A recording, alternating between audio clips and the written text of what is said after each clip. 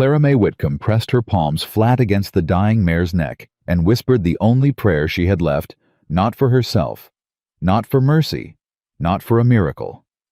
She prayed for the animal to breathe one more time. Because if this horse lived, she lived.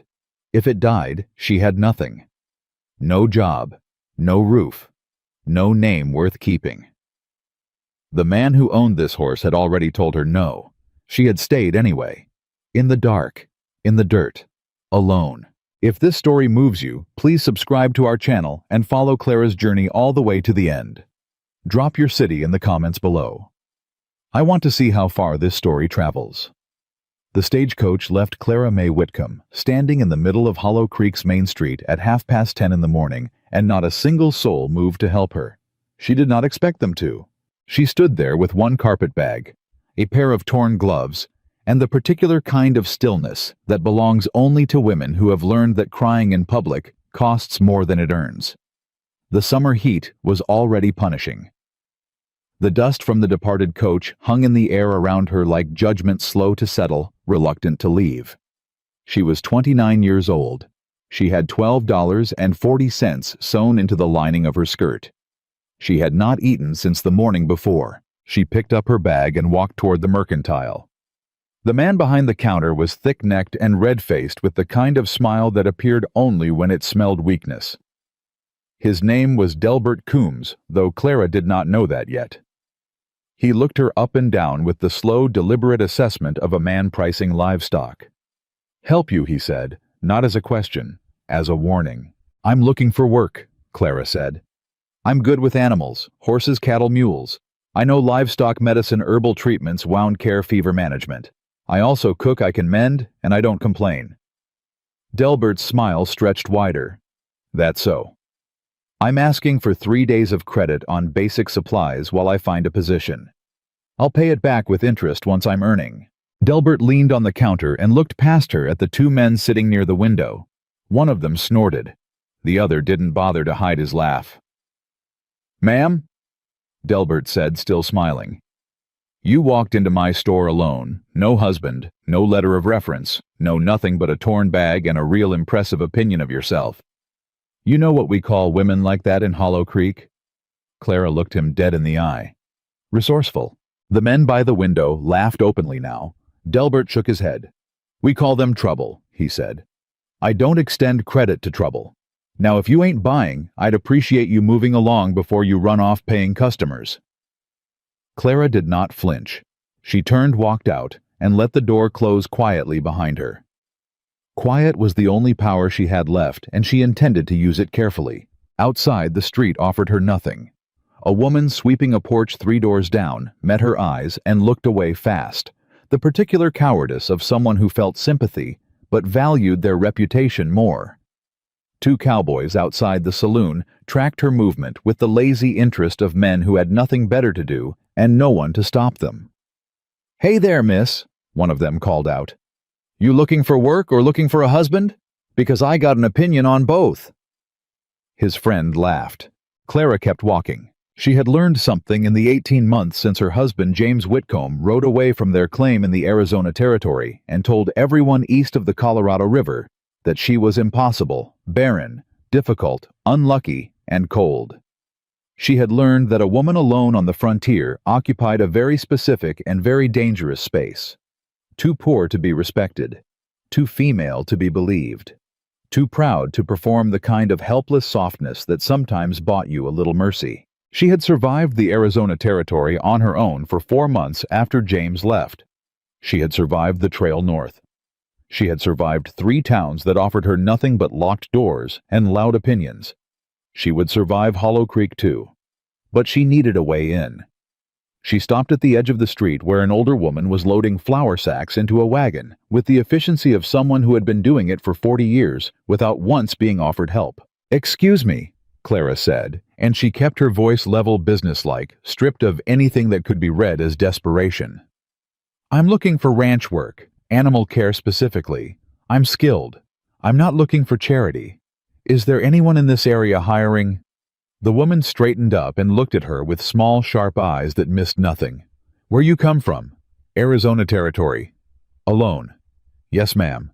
The woman was quiet for a moment. Then she said, "Most ranches around here won't hire a woman without a man vouching for her. That's just fact, not my opinion." She paused. "There's only one exception." "Who?" The woman hesitated, like she was deciding whether telling Clara was a kindness or a cruelty. "Garrett Cole," she said finally. "Owns the biggest operation in this part of New Mexico. Cole Ranch 5 miles east. He don't care much what the town thinks. Runs the place his own way." She picked up another flour sack. "Course he's also thrown people off his land with a rifle in hand, so there's that to consider." "Has he ever shot anyone who wasn't trespassing?" The woman almost smiled. "Almost. Not that I know of." "Then I appreciate the information," Clara said. She turned east. It was already past noon. The sun was not a presence in that sky, so much as an accusation pressing down on every surface with the specific cruelty of a New Mexico summer that didn't apologize for itself. Clara walked with her bag in one hand and her chin level and her mind working the problem the way she always worked problems from the inside out, starting with what she knew. She knew horses. That was not arrogance. It was fact. Her father had been a horse breeder in Kentucky before the land and money both ran out, and he'd taught Clara everything he knew before he died when she was 17. She knew feeding schedules and hoof care, and the particular signs of colic and founder and respiratory infection. She knew how to splint a leg and how to manage a fever with willow bark, and how to read an animal's posture better than most men who'd worked livestock their whole lives. She knew that knowledge was the only currency she had that couldn't be taken from her. She also knew that she was walking 5 miles in direct sun with an empty stomach and $12 she couldn't spend until she had somewhere safe to spend them, and that if Garrett Cole turned her away, she was going to have to reassess the entire situation with very few good options remaining. She walked anyway. Cole Ranch appeared to her in stages. First the fence line, then the water tower. Then the shape of the main house set back from the road with the particular solidity of a structure built to last and not to impress. There were horses in the far pasture, a barn twice the size of the house, several outbuildings in good repair. The whole operation had the look of a place run by someone who worked hard and thought carefully and did not waste anything, including words. The iron gate was closed. Clara set her bag down, opened the gate herself, walked through and picked it up again. A man appeared from the direction of the barn before she'd made it 20 yards. He was not Garrett Cole. He was younger, raw-boned, with a suspicious squint and a rope in his hand. "This is private property," he said. "I'm aware," Clara said. "I'm here to speak with Mr. Cole about a position. We ain't hiring. I'd prefer to hear that from Mr. Cole." The young man's squint deepened. He looked like he was deciding whether to physically remove her or go get his boss to do it. After a moment, he turned and walked toward the house. Clara waited where she stood, which was the exact right thing to do. Moving forward uninvited would signal desperation. Moving back would signal defeat. She stood still and let the situation work itself out. The man who came out of the house was not what she'd expected, and she wasn't sure what she'd expected. Garrett Cole was tall and lean in the way of men who worked hard and ate enough, but never quite enough to soften. He had dark hair going silver at the temples, and a face that had been handsome once and was still something not soft, not cruel, but closed. Closed the way a door is closed when the person inside isn't interested in visitors. He wore no hat, and his sleeves were rolled to the elbow, and there was grease on his right hand from something mechanical, and he looked at her with eyes that were neither warm nor cold, just assessing. He stopped about 10 feet from her. "No," he said. One word, not unkind, not apologetic, final. Clara had expected it. She'd had 5 miles to prepare for it. She breathed once through her nose, and then she lifted her chin and looked at him directly. "Then look me in the eye while you send away the only woman in this county who can save a dying horse," she said. Something shifted in his face. Not much. Not a smile, not an opening, but something stopped that might have kept moving. "My horses aren't dying," he said. "One of them is," Clara said. I saw the way your gray mare was standing in that far pasture when I came up the road. Back hooves carrying too much weight, front hooves barely touching ground.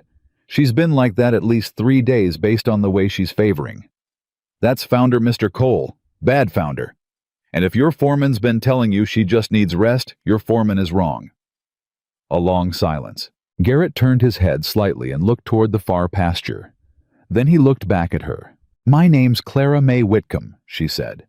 I've worked with horses since I was 10 years old. My father bred quarter horses in Kentucky. I know Founder. I know how to treat it if it's caught before the rotation sets in. I don't know if we're past that point yet, but I'd like to look at her before I tell you either way. She paused. I'm not asking you to trust me. I'm asking you to let me look at a horse. Garrett Cole stared at her for a long moment with that closed, assessing expression that gave away nothing. Then he said, Come on, then. He didn't offer to carry her bag. She didn't expect him to.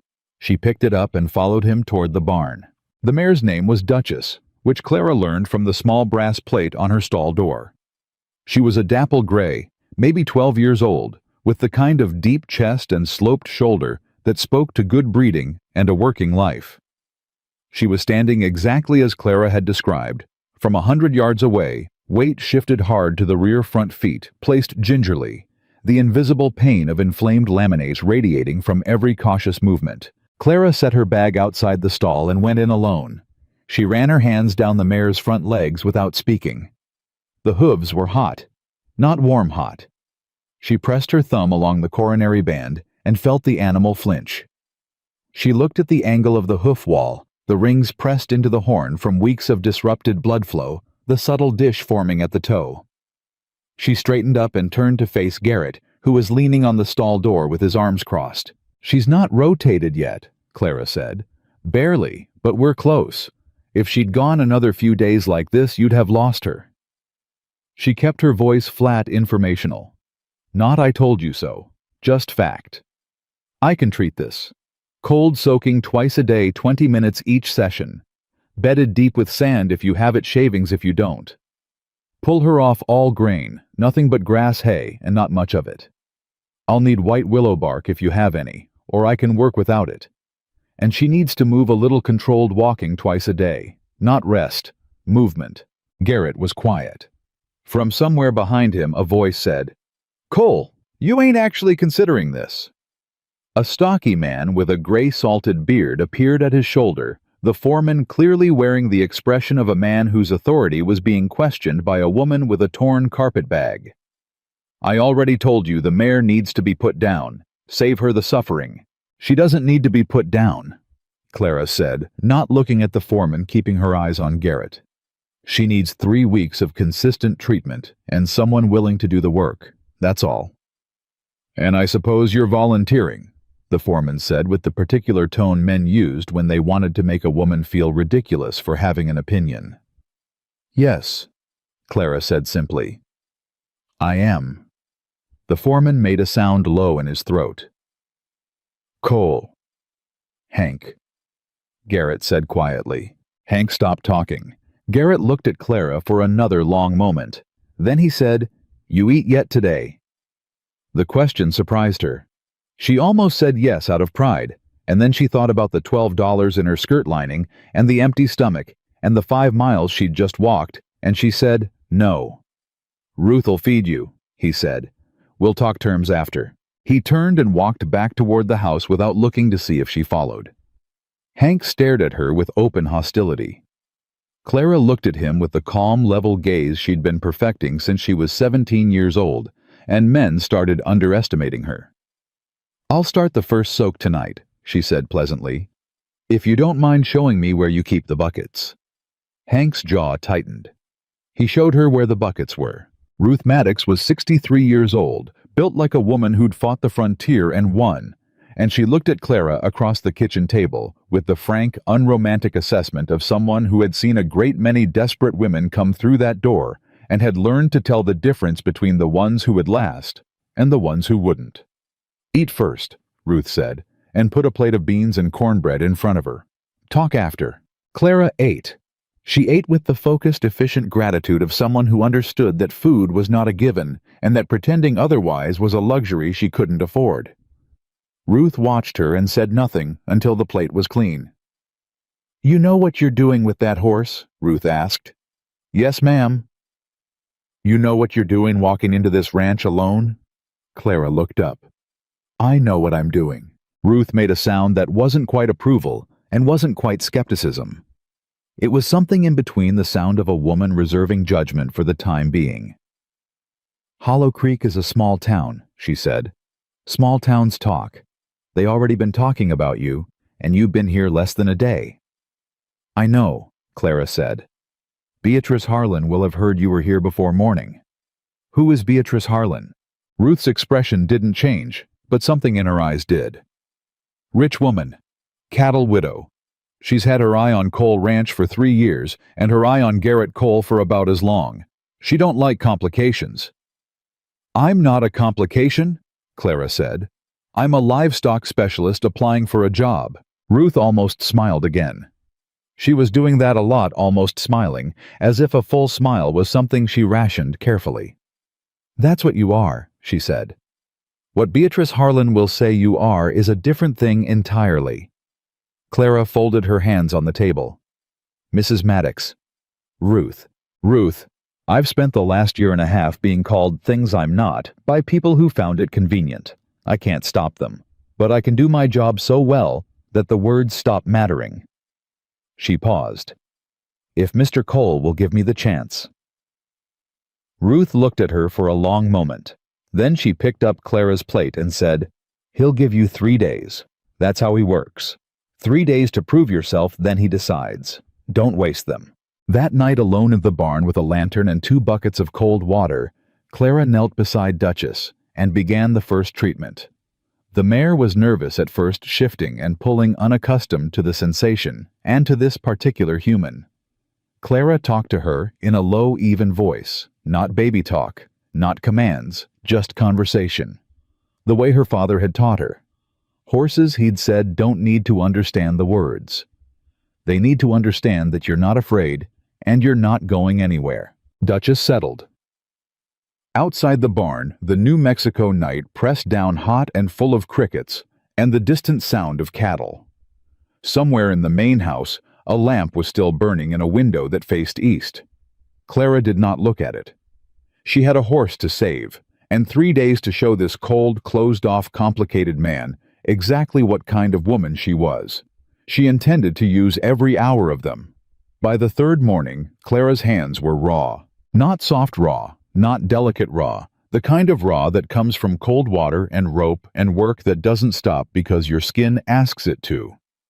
She'd been soaking Duchess's hooves twice a day since the night she arrived, and between treatments she'd been hauling water, adjusting bedding, measuring hay portions, and learning the rhythm of a ranch that did not slow down for anyone, least of all a woman who hadn't yet proved she belonged there. She hadn't slept more than 4 hours at a stretch. She didn't complain. What she did instead was work. She worked the way her father had taught her to work, quietly, precisely, without requiring an audience. By the end of day 2, she had already changed Duchess's feeding schedule, replaced the grain ration with measured grass hay, and identified 2 other horses in the east pasture showing early signs of respiratory stress from summer dust. She'd mentioned it to Hank, who'd looked at her like she'd spoken a foreign language, and told her the horses were fine. She went to Garrett directly. She found him at the back of the equipment barn, crouched over a broken wheel axle with a wrench in his hand, and the particular focused stillness of a man who preferred problems he could fix with tools. She waited until he'd finished the turn he was working on before she spoke. "The 2 roans in the east pasture," she said. "The bigger one is breathing shallow on the left side. The smaller one has a nasal discharge that started clear and is going yellow. If it's dusty rhinitis catching, it'll move through the whole herd before the week's out. I can treat them now with steam inhalation and keep it contained, or we can wait and treat 12 horses in 10 days. Garrett set down his wrench. He looked at her hands, the red cracked skin, the split at the base of her thumb, and then up at her face. "You slept," he said. "I'm not here to sleep," she said. "I'm here to work." Do I have your permission to treat the roans or not? A pause, not a long one. Do what you need to do, he said, and picked up his wrench again. She treated the roans that afternoon. By the next morning, both horses were already showing improvement. She did not report this to Garrett. She did not report it to anyone. She simply moved to the next problem the way you do when you understand that your value is proven by the accumulation of quiet results and not by announcing them. But Hank noticed. Hank Dooley had been Cole Ranch's foreman for 7 years, and in those 7 years, he had managed the livestock with a combination of experience, stubbornness, and the unshakable belief that the way he'd always done things was the way things ought to be done. Clara's presence was to him not a question of competence. It was a question of order. She disrupted it simply by existing. On the morning of day 4, he found her in the main barn, reorganizing the feed storage system, separating hay grades, moving grain bins to reduce moisture exposure, labeling everything with the particular systematic precision of someone who had thought about the problem from the beginning and worked outward. "Who told you to do that?" he said. Clara looked up. "No one. The current system is causing feed contamination. 2 of the grain bins have moisture damage on the bottom third. You're probably losing 15% of the feed value before it even reaches the horses." "I've been managing this feed supply for 7 years, Hank said. "I know," Clara said. "I can see that." It was not an insult. It was not meant as one. But it landed like one, and Hank's face went a deep, slow red that started at the collar and worked upward. "You got some nerve," he said low and tight. "I've got a job to do," she said. "If you want to put the bins back where they were, that's your decision. I just thought you'd want to know about the loss." She went back to labeling. Hank stood there for a moment, breathing hard through his nose, and then turned and walked out of the barn without another word. That afternoon, 2 of the younger ranch hands boys, really 19 and 21, with the cocky ease of young men who've never been held accountable by a woman, started making comments while she worked. Not loud, not directed at her exactly, just loud enough. "Reckon she thinks she's the foreman now," one said to the other. "Reckon she thinks a lot of things," the other replied. Clara kept moving. She'd learned early that reacting gave them more than they deserved. But then the taller one, the one named Pete, who had an easy grin and the habit of using it as a weapon, said, "Must be something special about a woman who walks 5 miles alone just to muck out stalls. Wonder what she's really after." Clara set down her tools. She turned around. She looked at Pete with the calm, direct gaze she reserved for situations that required absolute clarity. "I'm after a paycheck," she said. "Same as you. Now, if you've got work to do, I'd suggest doing it. Because Mr. Cole strikes me as a man who pays attention, and I don't think he's paying you to stand there building theories about me." Pete's grin flickered. His friend looked at the ground. Clara picked her tools back up. Pete didn't say anything else. Not that day. It was Ruth who told her about Duchess that 5th morning before Clara even got to the barn. Ruth appeared in the doorway of the small room near the tack house where Clara had been sleeping on a narrow cot under a single wool blanket, and she said without preamble, "You better come see your horse." Clara was up and moving before the sentence finished. Duchess was standing at the front of her stall, not crouched, not shifted back, standing weight distributed ears forward, head up with the alert, interested expression of an animal that had stopped hurting enough to be curious about the world again. She turned her nose toward Clara when Clara came through the stall door, and Clara pressed her palm flat against the mare's jaw and felt the warm, steady exhale of a horse that was not in crisis. She checked the hooves, still warm, but less significantly less. The coronary band was less swollen. The mare accepted the touch without flinching. Clara stood up. She didn't cry. She was not a woman who cried easily, and even if she had been, she wouldn't have done it here in front of the barn where anyone might see.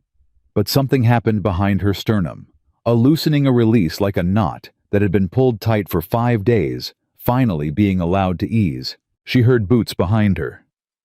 Garrett Cole stood at the stall door, coffee in hand, watching Duchess, the way he watched most things, quietly giving nothing away. But his eyes moved from the horse to Clara and stayed there a beat longer than necessary. "She's not out of it yet," Clara said, keeping her voice professional. "Another 2 weeks of treatment minimum, but the rotation hasn't set. She's going to be all right." Garrett was quiet for a moment. "You slept in the barn last night," he said. It wasn't a question.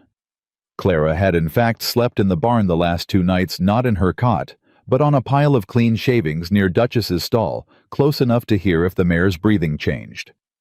She had not told anyone she was doing this. "I was monitoring her," she said. Garrett looked at her for a long moment. "Room near the tack house is yours for as long as you're working here," he said. "Wage is $12 a month, same as the hands. You eat with Ruth." Clara met his eyes. "And my responsibilities?" "Livestock health, all of it." He paused. "Hank handles operations. You handle the animals. If there's a conflict, you come to me." "Hank won't like that," she said. "No?" Garrett said. "He won't." Another pause shorter. "You got a problem with that arrangement?" "No," Clara said. Garrett nodded once, turned, and walked back toward the house with his coffee. Ruth appeared at Clara's elbow like she'd materialized from the air. "Well," she said. "Well," Clara said back. Ruth almost smiled her almost smile. "Don't let it go to your head," she said, and went to start breakfast. The weeks that followed were the hardest Clara had worked in her adult life, and she had worked hard her entire adult life, so that was a meaningful comparison. Cole Ranch ran cattle-bred quarter horses and supplied remounts to 2 different Army outposts, which meant the livestock demands were constant, varied, and unforgiving of mistakes. Clara immersed herself completely. She learned every animal on the property by name and temperament. She established a health monitoring schedule that caught problems before they became emergencies. She reorganized the veterinary supplies, restocked what was depleted, and created a treatment record for each horse that hung on a nail inside their stall. She trained 2 of the younger hands to assist with basic care because she understood that the best systems are the ones that don't require you to be everywhere at once. She also fixed the feed storage problem quietly and completely, and the grain waste dropped to almost nothing within 2 weeks. She never mentioned it to Hank. The numbers mentioned it for her. Garrett noticed. He noticed in the way he noticed most things, without comment, without praise, with a slight shift in how he looked at her when she spoke, like a man recalibrating. Hank noticed too, and the recalibration he was doing was of a different kind entirely. It was on a Tuesday evening, 3 weeks into her employment, that the trouble with Beatrice Harlan arrived, not at the ranch, but at the summer social gathering in Hollow Creek, where Garrett had business with the county land assessor, and had, without explanation or invitation, told Clara to come along. Clara had stood in the doorway of the tack room for a moment after he said it, trying to determine whether this was a test, a decision, or simply practicality. Garrett Cole did most things for practical reasons, and very few things for social ones. "Am I coming as ranch staff?" she asked. "You're coming," he said, which was not an answer to the question she'd asked, but was apparently the only answer available. She wore the better of her 2 dresses, dark blue travel-worn, but clean, with a collar she'd mended with Ruth's thread. She pinned her hair back. She looked, she thought, exactly like what she was, a working woman, making the best of what she had. She did not try to look like something else. The social gathering was held in the square in front of the Hollow Creek Courthouse, with long tables and lantern light, and the particular festive atmosphere of a small frontier town that had very few occasions for celebration and intended to make the most of each one. Clara stayed near the edges. She spoke to the few people who addressed her directly. She ate sparingly because the food was communal, and she was acutely aware that she had not contributed to it and was not yet established enough in Hollow Creek to take such things for granted. She was talking to the wife of a local cattle broker, a quiet woman named Esther, who'd asked genuinely about horse care for a lame gelding when she felt the shift in the crowd's attention. Beatrice Harlan was 44 years old, beautiful in the particular way of women who have always been beautiful and have organized their entire understanding of the world around that fact. She wore emerald green silk on a summer evening in the territory which was either confidence or theater, and from the way the crowd moved around her, it was probably both. She had the smile of a woman who had spent years deciding who was acceptable and who wasn't, and who had never once doubted her authority to make that call. She made her way across the square with the deliberate, unhurried movement of someone who knew every eye was following her, and she stopped 3 feet from Clara with that smile fully deployed. "You must be the woman everyone's been talking about," Beatrice said. Her voice was warm, honey over gravel. "The one Garrett Cole took in." The phrase was chosen with surgical precision. Took in. Not hired. Not employed. Took in like a stray. Like Charity. "Clara May Whitcomb," Clara said. She kept her voice even. "I manage livestock health at Cole Ranch." "Of course you do," Beatrice said with the kind of indulgent warmth that was its own form of condescension. She let her eyes move over Clara's dress with the efficiency of a woman who could price a garment in 3 seconds and calculate what it said about its owner in 4. "It's so admirable. A woman alone making her way." She tilted her head. "Of course we all know why a woman in your position would choose a ranch like Garrett's. A man like Garrett." She smiled wider.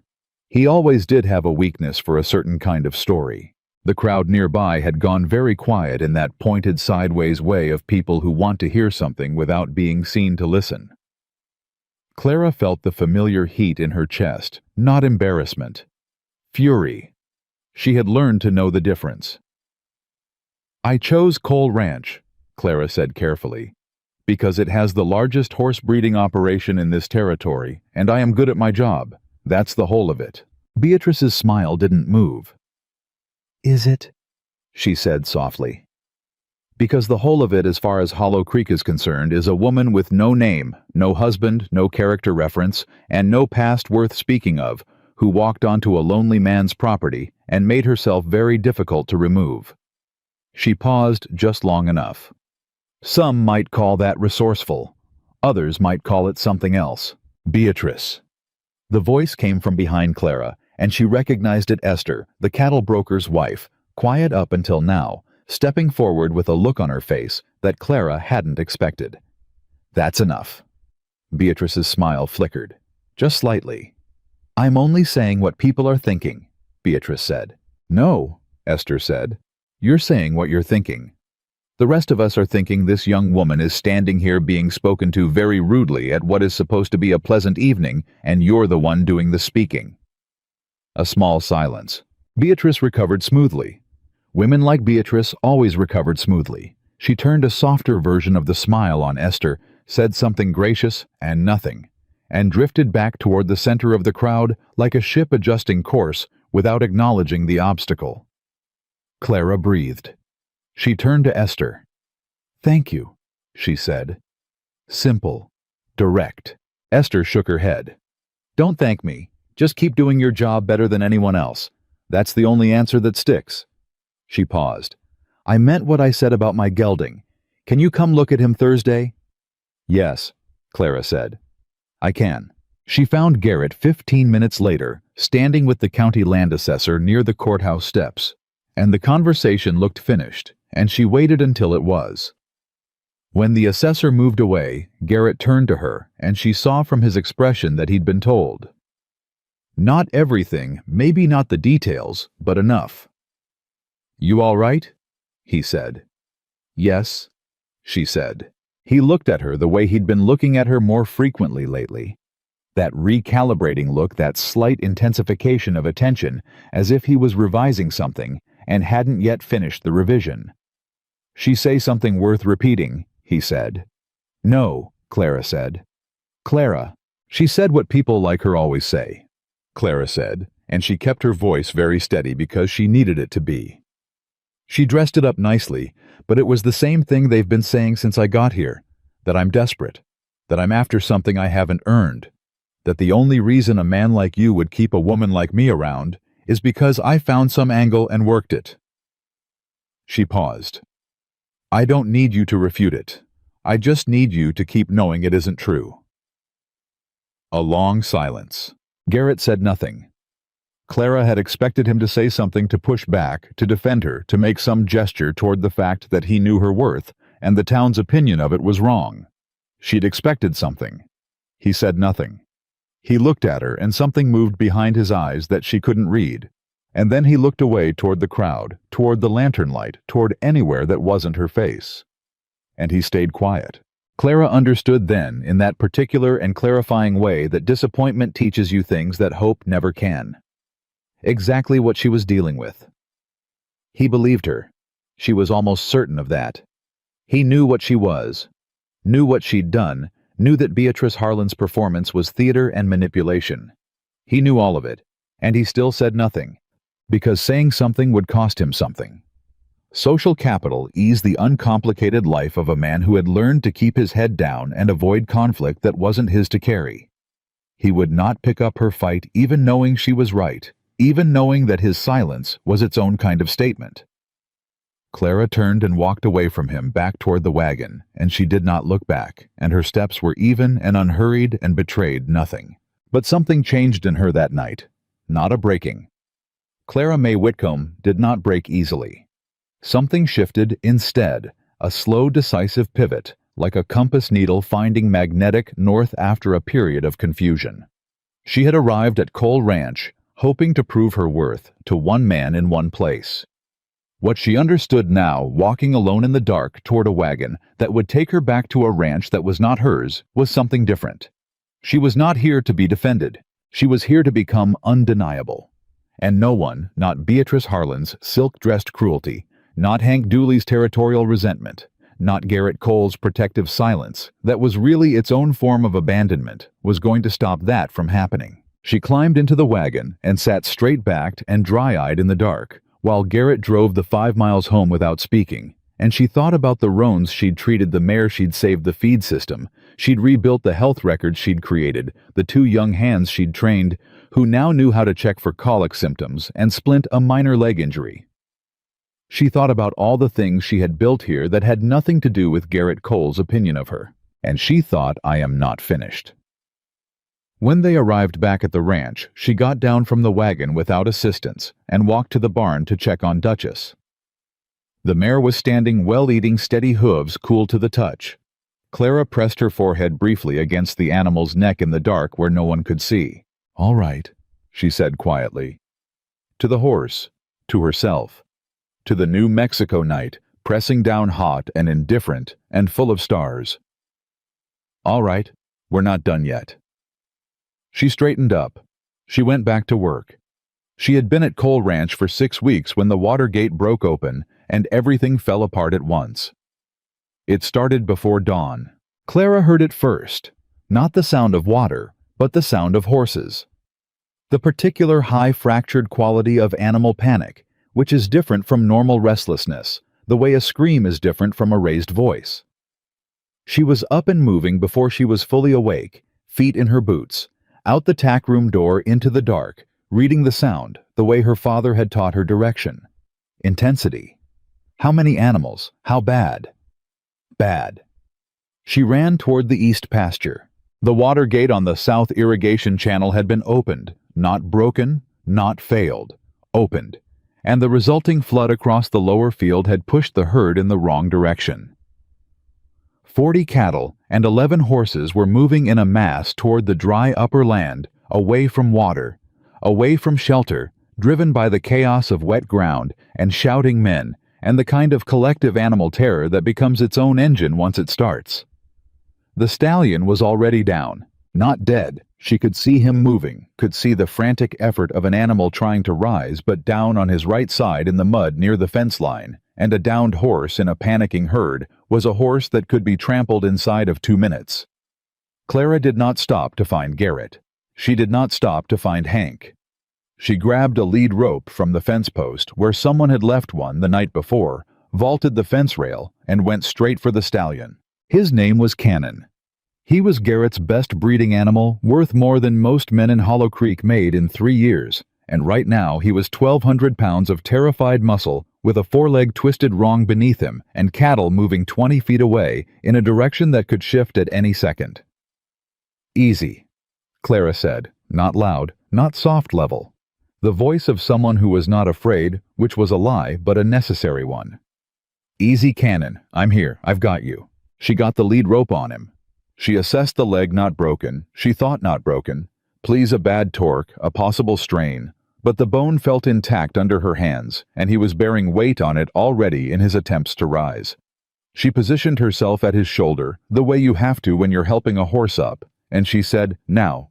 And she pushed, and he lurched, and he went down again, and she stayed with him, and said, "Again," and this time he made it. Cannon stood shaking leg, trembling, but holding. Clara kept her hand on his neck and her voice in his ear and moved him step by careful step toward the far gate, away from the herd movement, away from the noise. She got him to the small paddock near the barn and latched the gate and turned around. The ranch was in full crisis. She could see it clearly now. The herd still moving wrong. 4 ranch hands shouting at each other near the south fence instead of acting. Hank standing in the middle of the field with his arms out like he could physically redirect cattle by force of will. Garrett was there too. She spotted him near the main gate, and even from a distance she could read his posture, the tight-shouldered, jaw-clenched tension of a man watching something he built going wrong faster than he can stop it. Clara made a decision. She didn't ask permission. She didn't wait for instruction.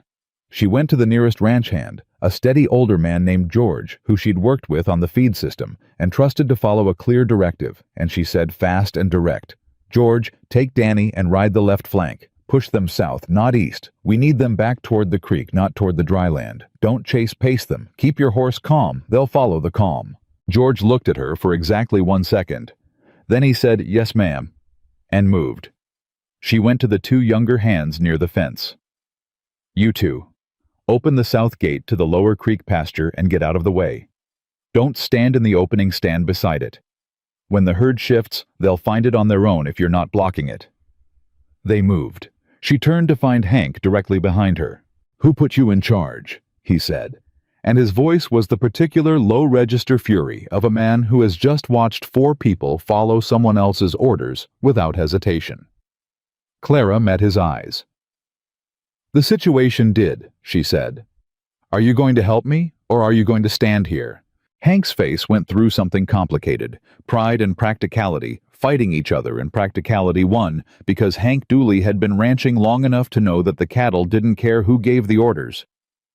"What do you need?" he said tightly. "Take the east line and hold it. Don't let any of them push past the old oak. If they go that far, we lose them to the canyon draw, and we won't get them back before dark." Hank went. Clara moved toward Garrett. He was watching her. He had been watching her, she realized, since she came out of the south pasture with Cannon on a lead rope, watching with the focused, unreadable expression of a man revising something significant. "The gate was opened," she said when she reached him. No preamble. "Not broken. The latch pin is still in the channel wall. Someone pulled it." Garrett's expression didn't change, but something in his eyes did. "You sure? I'll show you when the herd is settled," she said. "Right now, I need your help on the north flank. George and Danny have the south, Hank has the east. If you take north, we've got them surrounded, and we can push them back clean." He looked at her for 1 more second. "Let's go," he said. What happened in the next 40 minutes was the kind of work that doesn't look like anything from the outside. No drama, no shouting. Just the careful, methodical pressure of people who know what they're doing, applying it in the right places at the right time. Clara moved between positions, reading the herd's collective mood, the way she read individual animals, watching for the moment. The panic began to shift into something manageable. It came the way it always came, gradually, and then all at once a kind of collective exhale. The herd's movement losing its frantic edge, the animals beginning to follow each other toward the creek pasture opening rather than away from it. By the time the sun was fully up, it was over. 43 cattle, 11 horses, all of them accounted for. No losses. The ranch hands stood in the field in the aftermath with the particular hollow exhaustion of people who've been running on adrenaline and have just felt it drain away. Nobody spoke for a moment. Then George took off his hat and said quietly to no one in particular, "Good work." He was looking at Clara when he said it. Pete, the young hand who'd made comments in the barn 6 weeks ago, looked at her too. He didn't say anything, but he nodded once with the awkward sincerity of a young man who has just realized he'd been wrong about something, and doesn't quite know how to account for it.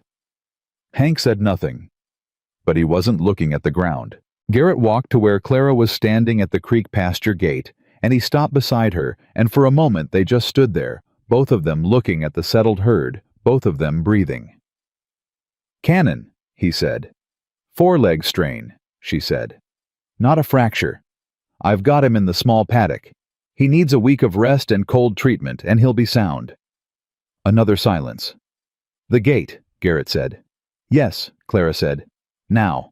They walked together to the south irrigation channel, and Clara showed him.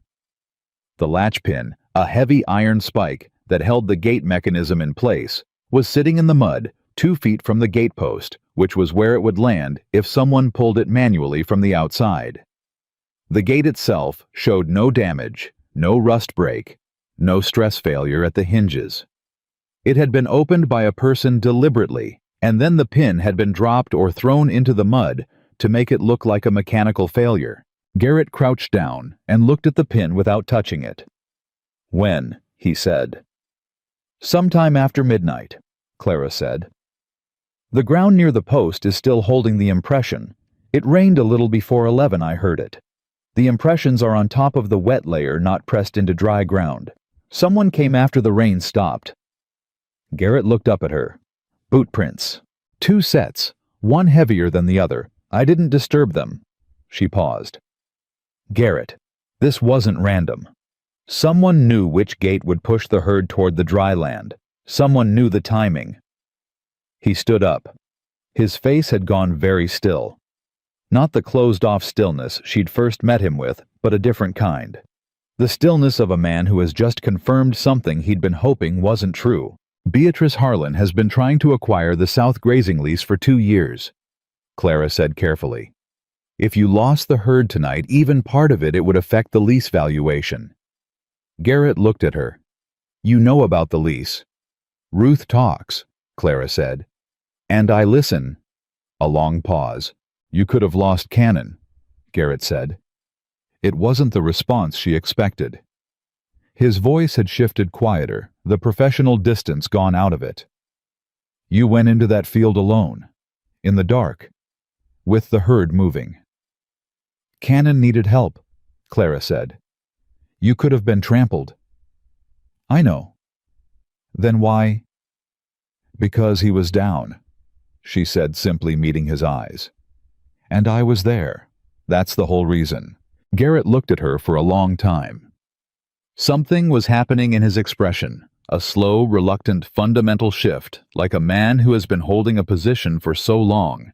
He's forgotten why he took it, and has just now remembered that he chose it, which means he can choose differently. He didn't say anything, but the way he looked at her was not the way he'd looked at her before.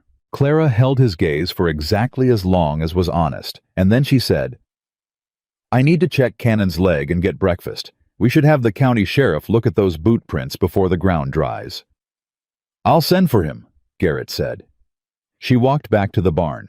The sheriff, a pragmatic, unhurried man named Aldous Webb, who had the expression of someone who had seen most things and been surprised by very few of them, arrived by mid-morning, and spent an hour at the gate examining the prints and the pin and the gate mechanism, with the methodical care of a man who understood that what he was looking at might matter in a court or might not, but either way, he was going to look at it properly. His conclusion was careful.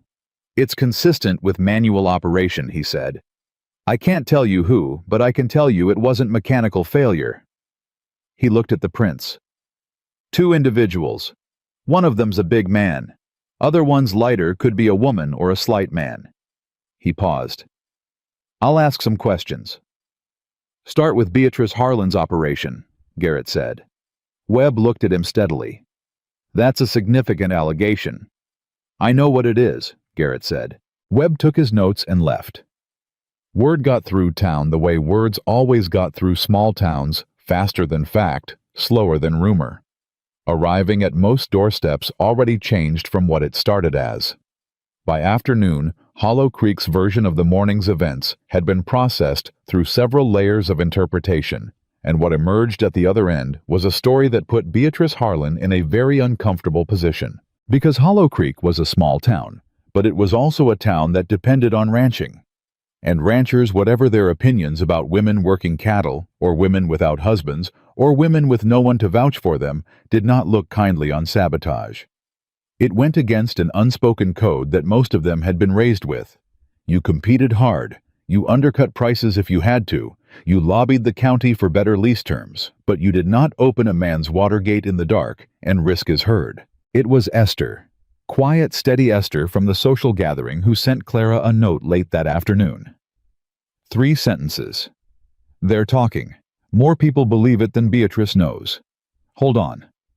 Clara read it twice, folded it, put it in her pocket.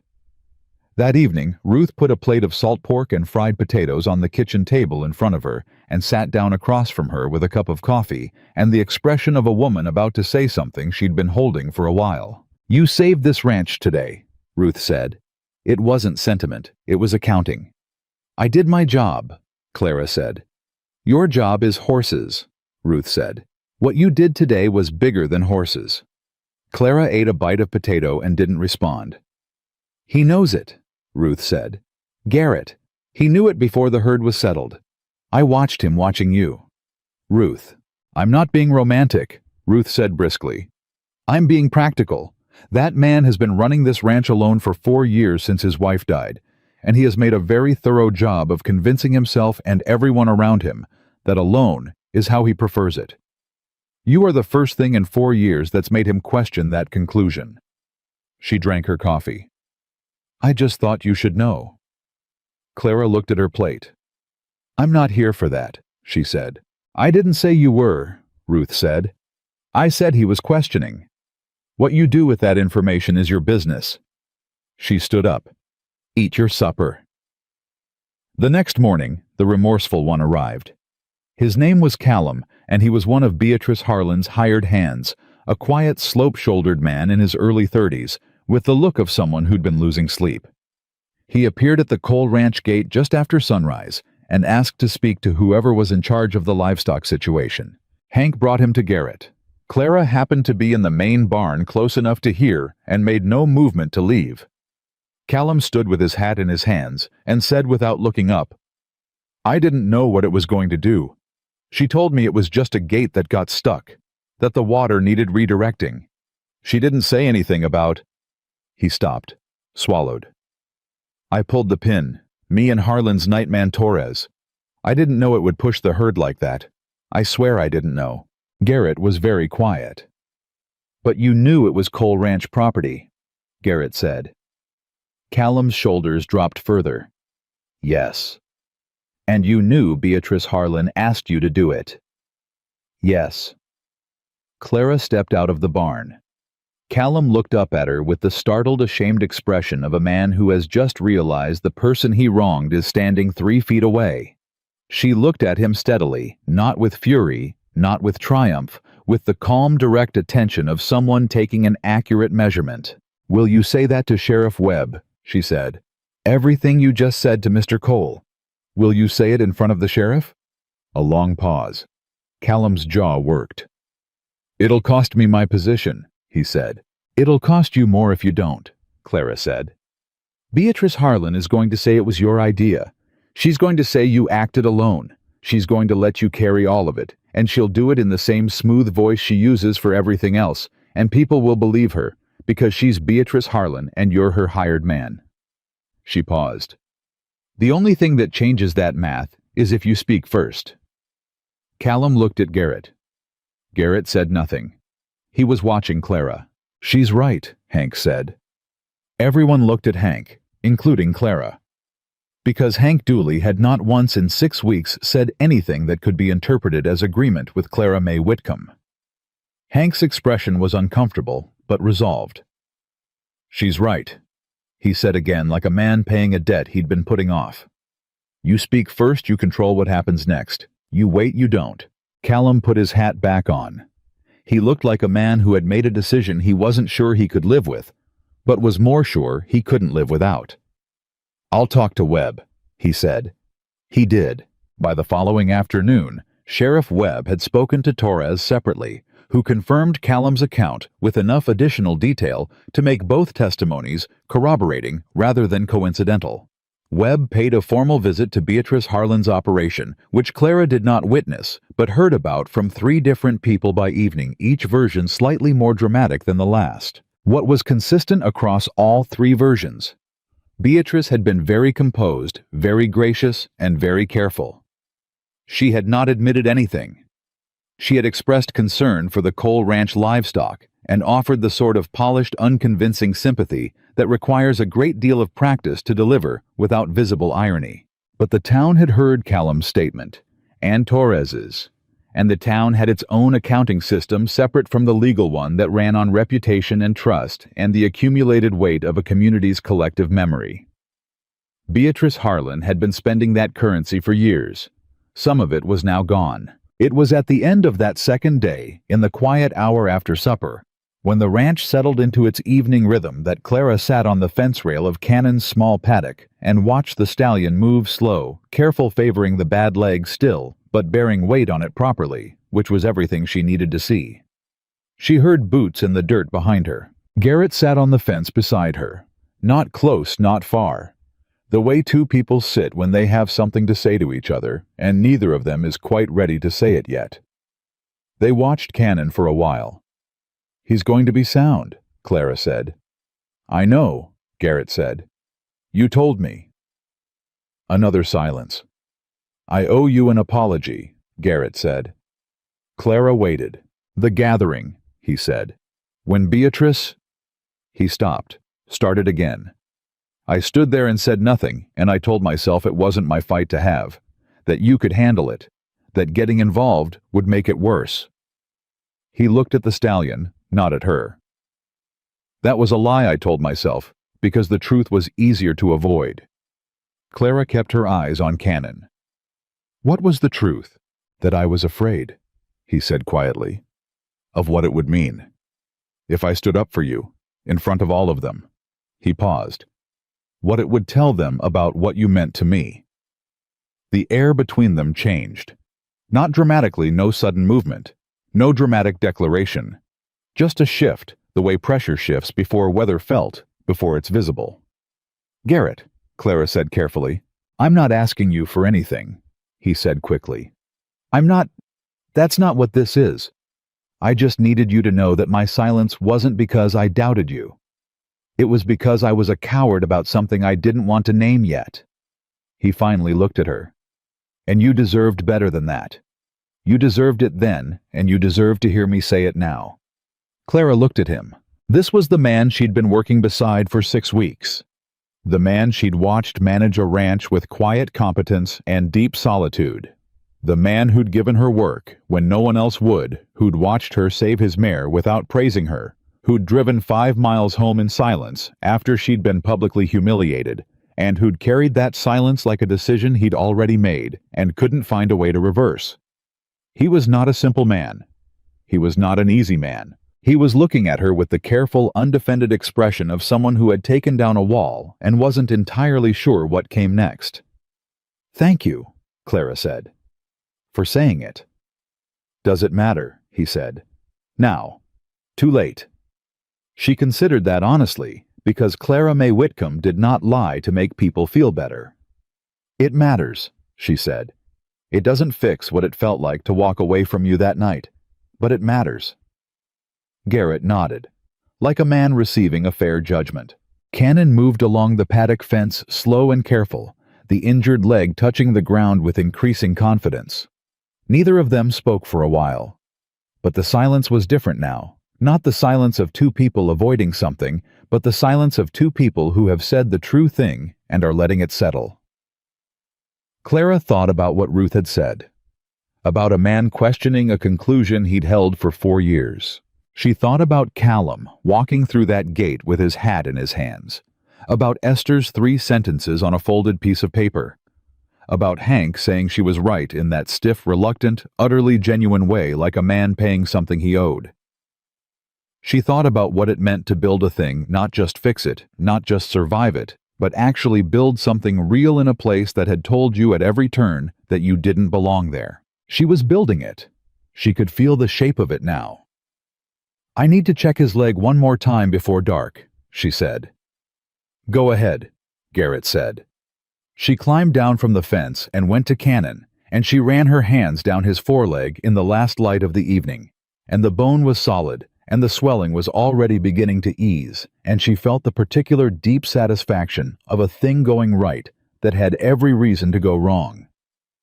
Behind her, Garrett was still sitting on the fence. He didn't leave. The letter arrived on a Thursday.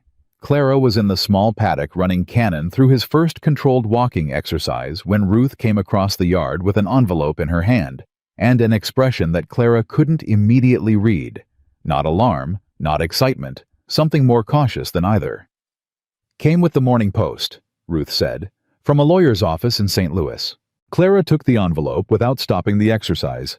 She kept her hand on Cannon's lead rope, kept her pace measured and steady, and read the return address on the front. The name on it was her mother's maiden name, Hollis. The law firm was Hollis and Crane. She finished the walking circuit. She settled Cannon. She unlatched the paddock gate, and then she opened the letter. Her great-uncle Edmund Hollis had died in April. She had not known he was ill. She had not seen him since she was 14 years old, when he'd come through Kentucky on a business trip and sat at her father's table for Sunday dinner, and spoken to her with the particular formal courtesy of a man who did not spend much time around children but was making an effort. She had thought of him perhaps twice in the 15 years since. He had left her $840 a bank draft drawn on a St. Louis institution, redeemable at any territorial bank with proper identification. Clara read the letter twice. Then she folded it, put it in her pocket, and went to check on Duchess. She did not tell anyone about the letter that day, or the next. She worked. She finished Cannon's morning exercise and treated 2 cattle with early-stage pink eye and reviewed the breeding schedule for the fall quarter horses with the quiet, focused attention she brought to everything. She ate supper with Ruth and answered Ruth's questions about her day and did not mention St. Louis or Edmund Hollis or $840 sitting in a bank waiting for her to decide what to do with it. But she was deciding. Every hour in the background of every task she was deciding. $840 was enough to buy land.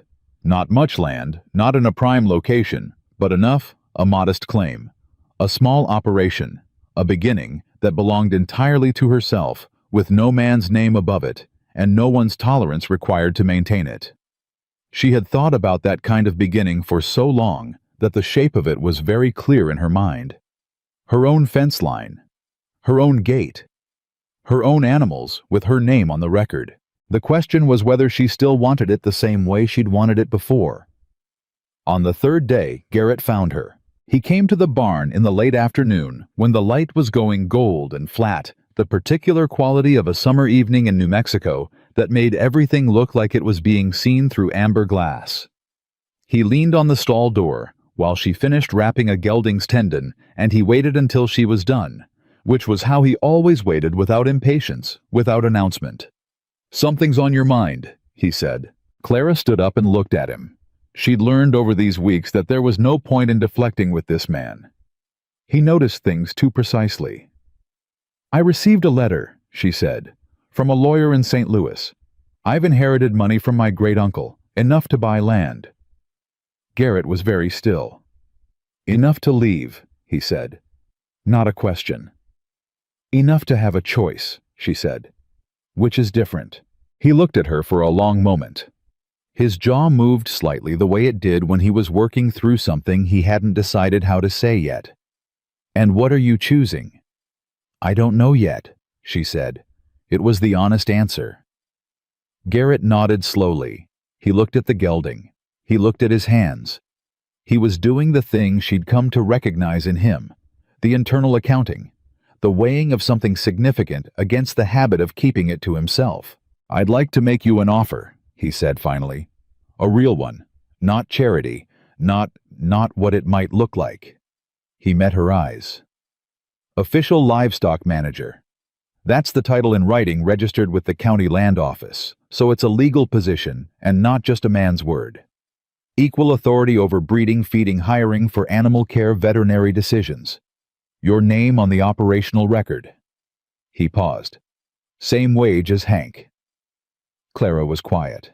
"That's more than you offered Hank when you hired him," she said. "Hank's been here 7 years and hasn't once prevented a disease outbreak before it started or saved a stallion from a stampede," Garrett said. "You've been here 6 weeks." Clara almost smiled.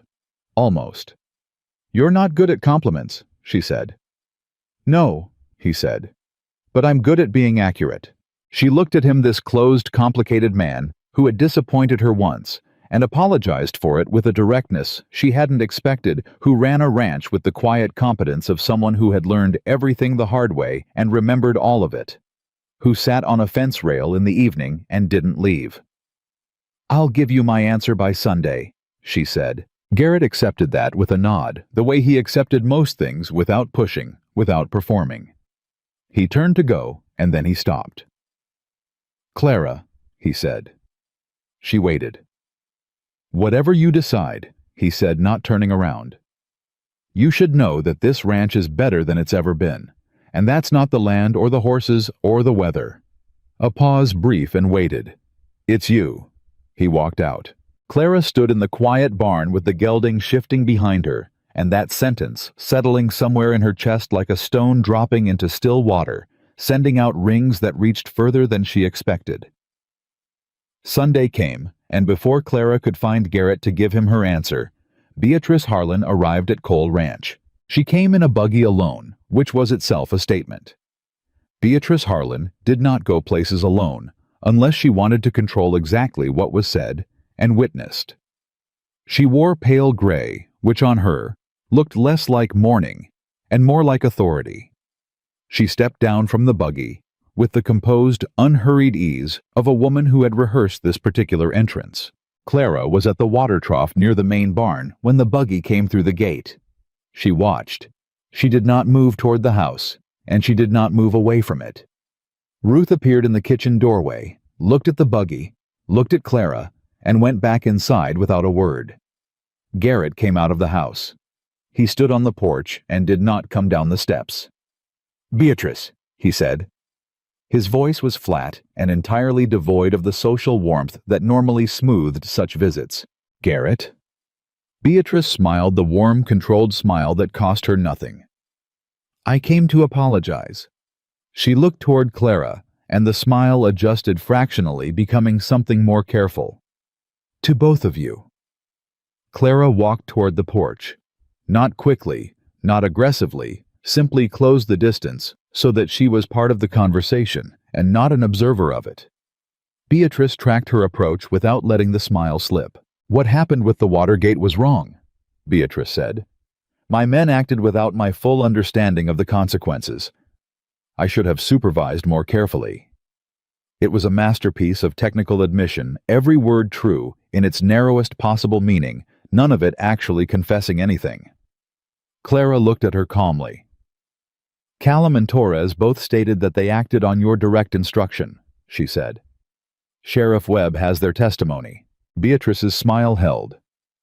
"Men under pressure say a great many things," she said. "I don't think we need to let one confused night define the relationship between our operations. We're neighbors. We should be able to move forward." "We can move forward," Garrett said, "after the county hears the testimony and makes its determination." Beatrice's smile shifted again, smaller, now recalibrated. "Garrett, I don't think you want this to become a formal matter. It's messy, it's expensive, and it puts your operation under scrutiny too, which—" "Beatrice." Garrett's voice was quiet. It was the quietest Clara had ever heard him, and somehow that made it more final, not less. "You opened my water gate. You risked my herd. You put my livestock manager in the path of a stampede in the dark." He came down one step. "You're going to stand in front of the county board and the sheriff, and you're going to answer for that. And then you're going to go home. That's what moving forward looks like." Beatrice looked at him for a long moment. The smile was entirely gone now, and what was underneath it was something older and more honest, the expression of a woman who had miscalculated and knew it. She turned to Clara. When she spoke, the honey was out of her voice entirely, and what was left was almost in its stark directness more bearable than the performance had been. "You've done well here," she said. "I didn't think you would." "I know," Clara said. Beatrice got back in her buggy and left. Garrett stood on the porch step and watched the buggy go. Clara stood beside him, and neither of them spoke until the sound of the wheels had faded down the road. "She'll lawyer up," Clara said. "Yes," Garrett said. "Callum's testimony might not be enough on its own. No, but Torres corroborates him, and Webb has the boot prints, and the county board already has 3 years of Beatrice making boundary complaints about this land." He paused. "It'll be enough." Clara looked at him. "You've been preparing for this." "Since the morning after," he said. "I sent a letter to the county assessor the same day I sent for Webb." He glanced at her sideways. "You're not the only one who thinks 3 steps ahead." Clara felt something ease in her chest, the kind of ease that comes not from relief, but from recognition, from seeing something clearly that had been slightly blurred before. "My answer is yes," she said. Garrett turned to look at her fully. "The position," she said. "Official livestock manager in writing registered with the county." "Yes." A pause. "And the land," he said carefully. "The money from St. Louis." "I'm going to keep it," she said. "In the bank, under my name." She met his eyes. "I want you to understand something. I'm not staying because I have nowhere else to go. I'm staying because I'm choosing to. There's a significant difference, and I need you to know which one it is." Garrett looked at her with that expression she'd been cataloging for weeks, the one that had started as assessment and become something else, something she'd been careful not to name too quickly. "I know which one it is," he said quietly. "Good," she said. The paperwork was filed with the county land office on Tuesday morning, and by Tuesday afternoon, it was in the official record, Clara May Whitcomb Livestock Manager, Cole Ranch, Hollow Creek, New Mexico Territory. Legal, permanent, hers. Hank heard about it before the ink was dry because small ranches are their own telegraph system, and he came to find Clara in the east pasture, where she was running the quarterly health check on the quarter-horse breeding stock. She saw him coming and kept working because there was no reason to stop, and because whatever Hank Dooley had to say, she intended to hear it on her feet with her hands doing something useful. He stopped a few feet away. He had his hat in his hands, which she had learned was Hank's version of a white flag. "Cole showed me the county filing," he said. "All right," Clara said, checking the next horse. "Same wage as me," he said. "Yes." A long pause. "You know I didn't make that easy for you," he said. "No." She agreed. "You didn't." Another pause longer. "I thought you were after something," he said. "Something that wasn't. I thought you had an angle." Clara straightened up and looked at him. "I know what you thought," she said. "The whole town thought the same thing. Beatrice Harlan built a whole campaign on it." "Yeah." Hank's jaw worked. "You want to know what changed my mind?" She waited. "The roans," he said. "First week you were here. You caught it 2 days before I would have, and I've been looking at horses for 30 years. He looked at the ground. "That's when I knew. I just didn't want to admit it because—" He stopped. "Because admitting it meant you'd been wrong about everything else," Clara said. He looked up. "Yeah." She considered him this stubborn, territorial, decent man who had made her first weeks here harder than they needed to be, and who was standing in front of her now with his hat in his hands, because he understood that something was owed. "Hank," she said, "we're going to be working this ranch together for a long time. You handle operations, I handle animal health. Those two things overlap constantly, which means we need to be able to talk to each other straight." She paused. "Can you do that?" He was quiet for a moment. Then, "Yes, ma'am," he said, and this time it didn't sound the way it had when he'd said it the first time in the field during the crisis. Then it had been a man surrendering to circumstances. Now it sounded like something he was choosing. "Good," she said, and handed him the health check clipboard. "Then hold this while I check the last 3. I'll need a second set of eyes on the gray's back teeth." He took the clipboard. They worked the rest of the afternoon side by side, and it was not comfortable exactly, too many weeks of friction for comfortable to arrive that quickly, but it was functional and honest and built on something real. Which was, Clara had come to understand, the only kind of foundation worth having. That evening after supper, she found Garrett on the porch. He was in the chair he always sat in, the one angled toward the east pasture, with a cup of coffee that had probably gone cold. She sat in the chair beside him, the one that had been empty every other evening she'd walked past. He looked at her. He didn't say anything. "Hank and I worked the quarterly check together this afternoon," she said. "I heard," he said. "He's not a bad man," she said. "No," Garrett agreed. "He's a proud man. There's a difference." "You hired him knowing that." "I hired him because he's good at his job," Garrett said. "The pride came with him. Most worthwhile things do." Clara looked at him.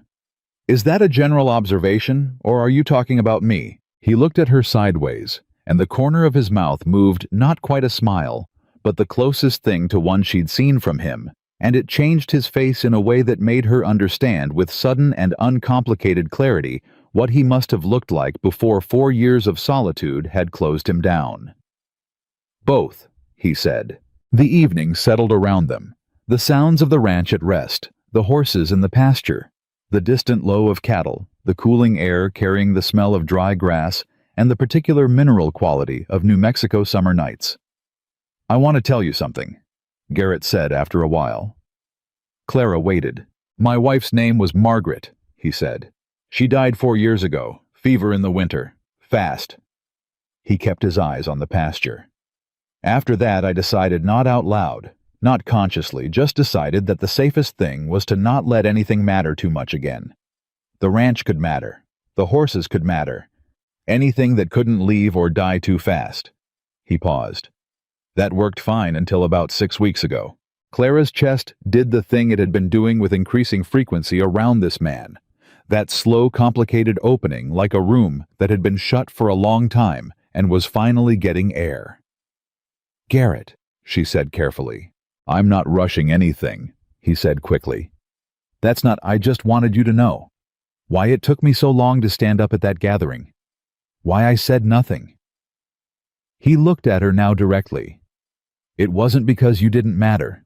It was because you mattered too much, and I didn't know what to do with that yet."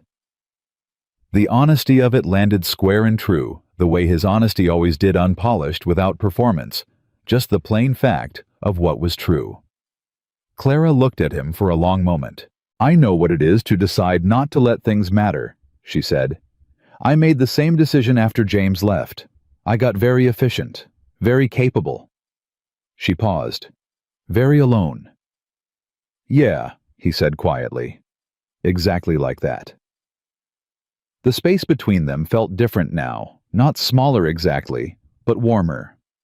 The way distance changes when two people have finally said the true thing and stopped pretending the other one can't hear them. "We don't have to rush anything," Clara said.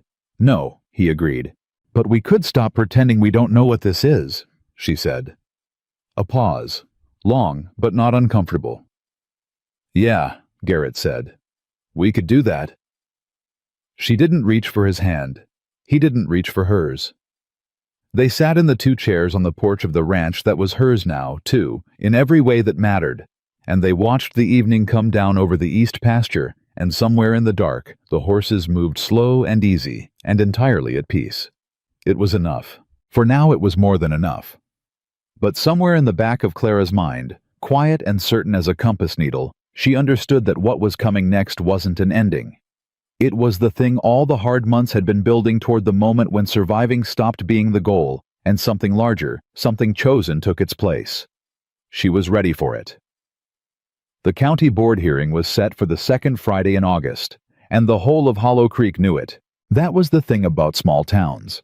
They didn't just witness events, they absorbed them, turned them over, argued about them at supper tables, and over fence lines, and in the 20 minutes before church when the socializing was most honest.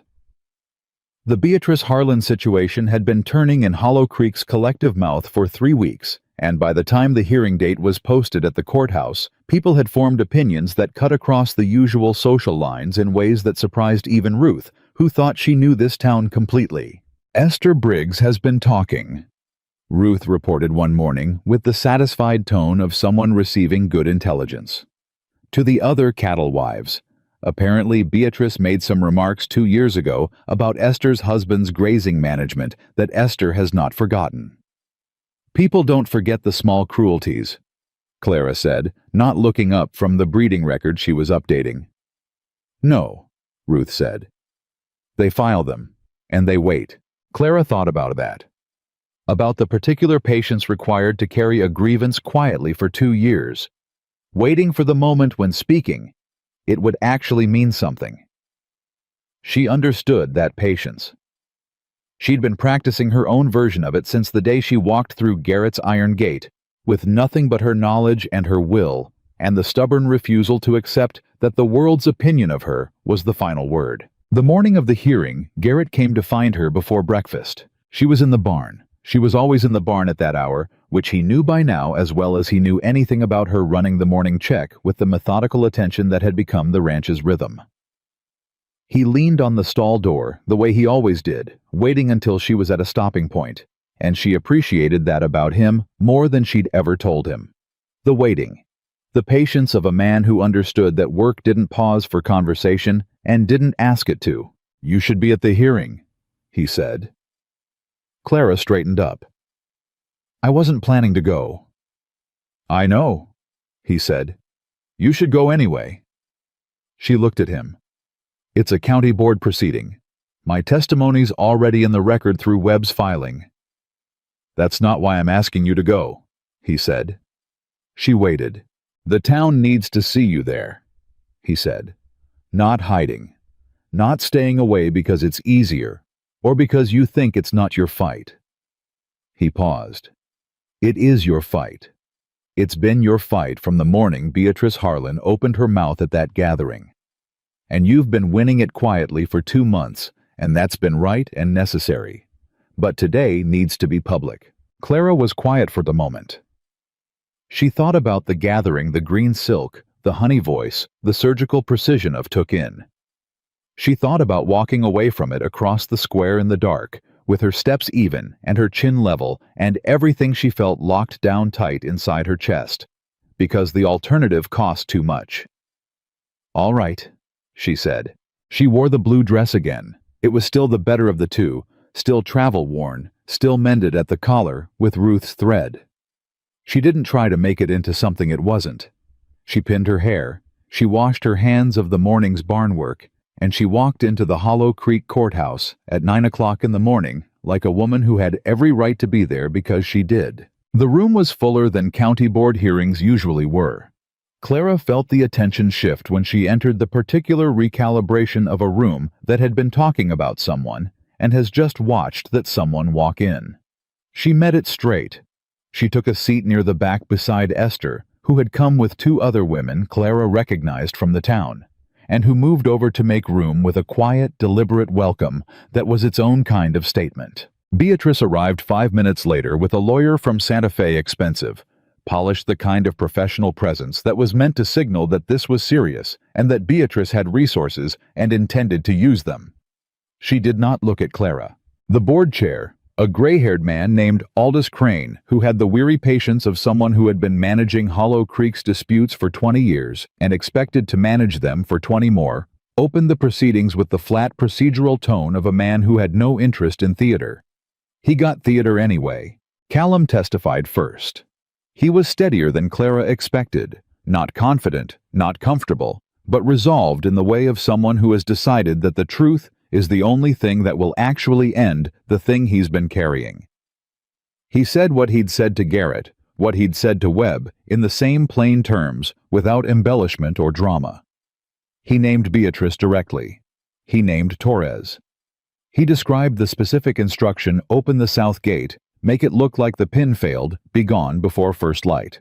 The room was very quiet during Callum's testimony. Torres confirmed it.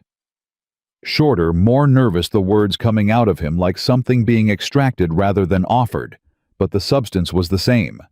The instruction had been clear. The intent had been deliberate. Beatrice's lawyer performed admirably. He raised questions about motive, about the reliability of men who were potentially facing their own liability, about the absence of direct documentation. He was skilled and thorough, and entirely correct that the physical evidence alone was circumstantial.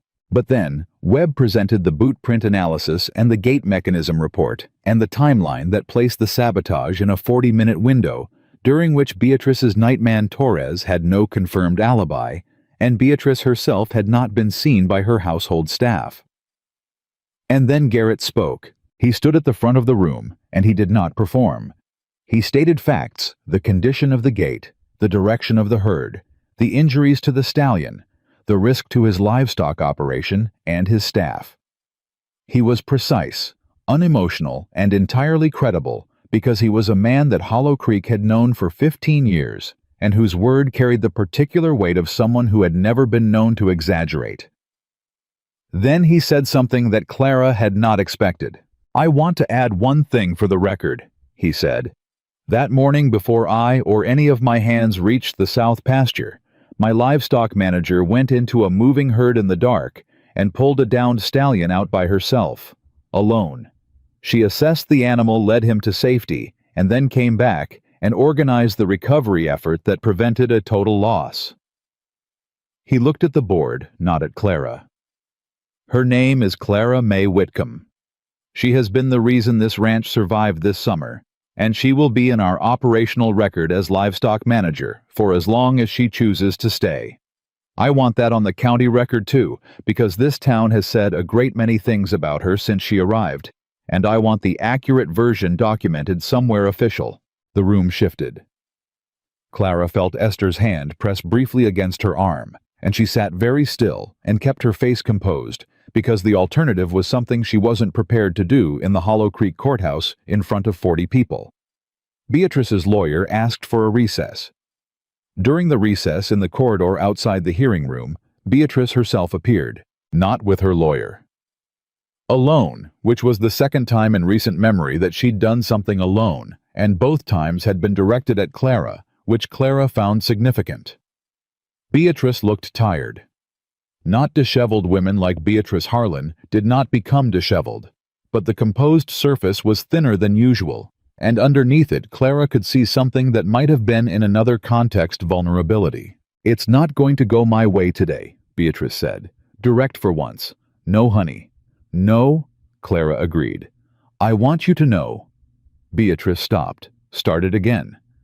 "What I said at the gathering, about you being desperate." She looked at a point slightly past Clara's left shoulder. "I knew it wasn't true when I said it. I said it because it was effective, because it was the thing most likely to make the room agree with me." A pause. "I'm not apologizing. I'm just being honest about what it was." Clara looked at her for a long moment. "Why?" Beatrice met her eyes. "Because you're going to be here for a long time," she said, "and so am I.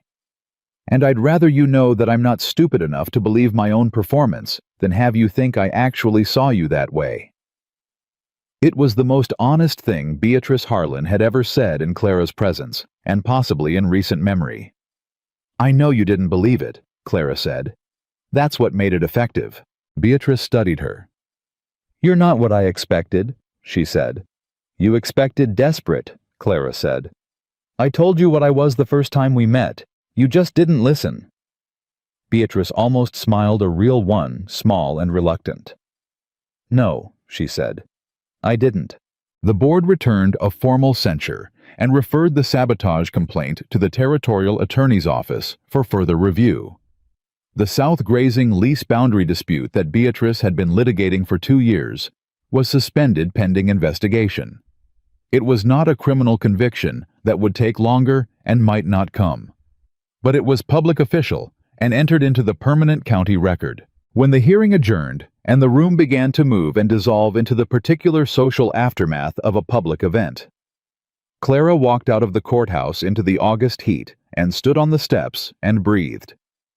Garrett came out behind her. He stood beside her looking at the street. "You all right?" he said. "Yes," she said. And she was, completely. He turned to look at her, and she looked back at him, and something passed between them that didn't need words, the acknowledgement of a thing completed, a chapter closed, a foundation that had been tested from every direction and had held. "What you said in there," Clara said, About the county record. I meant it, he said.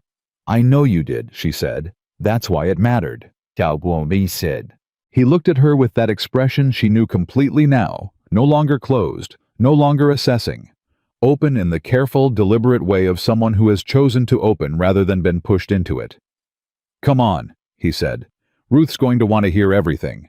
They walked back to the wagon together, and Clara did not think about the woman who had arrived in Hollow Creek 2 months ago with $12 in her skirt lining and a carpet bag, and the accumulated weight of everyone who had ever decided she was not enough. She was thinking about the breeding schedule for September and whether Cannon's leg would be fully sound by the fall quarter horse sale, and the conversation she needed to have with Garrett about expanding the veterinary supply room before winter. She was thinking about work, her ranch. She was thinking about the future. 2 weeks later, the first foal of the fall season arrived. She came at 3 in the morning, as foals often did, in the inconvenient, insistent hours when the rest of the world was asleep, and the barn held its own quiet world of breath and straw, and the particular concentrated attention of a birth. The mare was one of the quarter-horse breeding stock, a steady chestnut named Pearl, who had delivered twice before and knew what she was doing, but Clara had been monitoring her for 2 days and was sleeping in the barn again, just in case. She was there when it happened. She always was.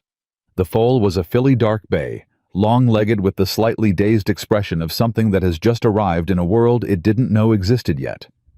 She lay in the straw and breathed and blinked, and then, with the particular stubborn will that horses carry in their bones, began the process of trying to stand.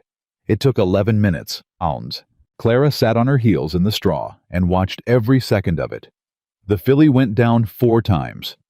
Each time she paused, not giving up recalibrating, and then tried again with slightly different weight, distribution, slightly better positioning, learning the physics of her own body in real time.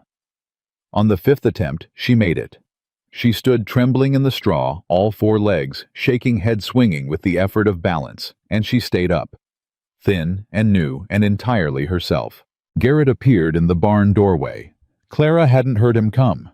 She didn't know how long he'd been standing there, but when she turned, he was watching the filly with an expression she'd never seen on him before, unguarded in a way that she understood was rare, the particular softness of a man caught feeling something he hadn't protected himself against in time. "She make it?" he said quietly. "She made it," Clara said. He walked into the barn and crouched down beside Clara, and they both looked at the filly standing on her trembling new legs, and the silence between them was the best kind, full, not empty, weighted with everything they'd built and everything they hadn't yet said, and all the time they had to say it. "She reminds me of someone," Garrett said. Clara looked at him. "Showed up with nothing," he said. "Fell down more than once. Got up every single time." He held her gaze. "Stronger every time she got up." Clara felt something move through her chest. Not the complicated, guarded feeling she'd been carrying for months, but something cleaner. Warmer. The feeling of being seen accurately by someone who had chosen to look. "Garrett," she said. "I know," he said. "I'm not rushing." "You're not rushing," she agreed. "You're being honest. There's a difference." He almost smiled. "The real one. The one that changed his face." "Yeah," he said. "There is." Pearl moved to the filly and nuzzled her, and the filly's legs steadied. Just slightly. The trembling reduced. Contact with something known, making the unknown manageable. Clara watched it and thought about what Ruth had said months ago. It seemed now about a man questioning a conclusion he'd held for 4 years. She thought about her own conclusions, the ones she'd made in the Arizona territory, traveling alone, surviving alone, building the internal architecture of a woman who needed nothing and no one, because needing things had cost her everything once. She thought about how long she'd been carrying that architecture around like armor and calling it strength. Some of it was strength. She understood the difference now. The part that was armor, she was ready to set down. She reached out and put her hand over Garrett's where it rested on his knee in the straw. Not a declaration, not a promise, just contact. Just the acknowledgement that the distance between them was a choice, and she was choosing to close it. His hand turned under hers and held on. They stayed in the barn until the filly was nursing, and Pearl had settled, and the crisis was over. And the quiet miracle of a new animal in the world was simply a fact added to all the other facts that made up Cole Ranch on a warm August night in the New Mexico territory. When Clara finally walked out of the barn into the pre-dawn dark, the air was beginning to change that slight, barely perceptible cooling that meant morning was coming, even if it hadn't arrived yet. The ranch was quiet around her. The horses in the pasture, the sleeping house, the outbuildings that she knew, now the way she knew her own hands where everything was, what everything meant, which sounds were normal and which ones required attention. She knew this place. It knew her. 3 weeks later, Garrett stood in front of his entire ranch crew, 12 men, including Hank, including Pete, including George, and the 3 town leaders who had come out from Hollow Creek for the fall operational review. And he made the announcement that Ruth had been predicting for a month, and that Clara had not let herself fully believe until she heard it in his voice in front of witnesses. "Clara May Whitcomb is my business partner," he said. "Equal stake in the breeding operation. Her name goes on the deed amendment I'm filing with the county next week. This is not a discussion or a proposal. It's a fact effective today." Nobody said anything for a moment. Then George took off his hat. Pete followed. Then the others, one by one, the gesture moving through the gathered men with the quiet momentum of something true being recognized. Hank was last. He held Clara's gaze when he did it, and there was no awkwardness in it, no residue of the man who'd told her who put you in charge in the feed barn 2 months ago. Just the steady acknowledgement of one professional to another. Clara stood beside Garrett in front of everything she had built and everything she had survived, and looked at these men who had doubted her and tested her, and in some cases tried to unmake her, and she felt not triumph, not vindication, not the particular bitter satisfaction of being proven right. She felt something quieter and more durable than any of those things. She felt at home. That afternoon she wrote a letter to a woman she'd heard about through Esther, a widow in the Arizona territory, skilled with cattle alone and looking for work, being turned away from every ranch in her county, for the same reasons Clara had been turned away from every door in Hollow Creek 2 months ago. Clara wrote the letter in her own name on Cole Ranch letterhead with the official title that was now registered in the county record. She offered the woman a position. She included the wage, a fair one, the same rate as the male hands. She signed it, Clara May Whitcomb, livestock manager and partner, Cole Ranch, Hollow Creek, New Mexico territory. She sealed it. She gave it to the postwriter. Then she went back to work. That evening, on the rebuilt summer corral fence that the crew had repaired after the Watergate incident, Clara sat beside Garrett and watched the filly, 2 weeks old, now growing into her legs, moving with increasing confidence around Pearl in the small paddock. The trembling was gone. The uncertainty was gone. What was left was an animal learning the full range of what she was capable of, and the learning had the quality of something joyful. "She needs a name," Garrett said. "Yes," Clara said. "You should name her," he said. Clara looked at the filly dark bay, strong-shouldered with a white star on her forehead that hadn't been visible the night she was born, but had emerged as the foal coat changed. A mark that had been there all along, just waiting to show itself. "Hollow," Clara said. Garrett looked at her. "For Hollow Creek," she said. "So we remember where we started, what it cost, what it made us." She paused. "You don't forget a thing like that. You name it, and you carry it with you, and you let it mean something." Garrett was quiet for a moment. "Hollow," he said, as if testing the weight of it. "Hollow," Clara confirmed. He nodded. "Good name," he said. The filly moved along the fence and tossed her head, and the star on her forehead caught the last of the evening light. And Clara watched her and felt the full weight and warmth of where she was and what she had become. Not a woman who had survived, but a woman who had built, who had chosen, who had stayed.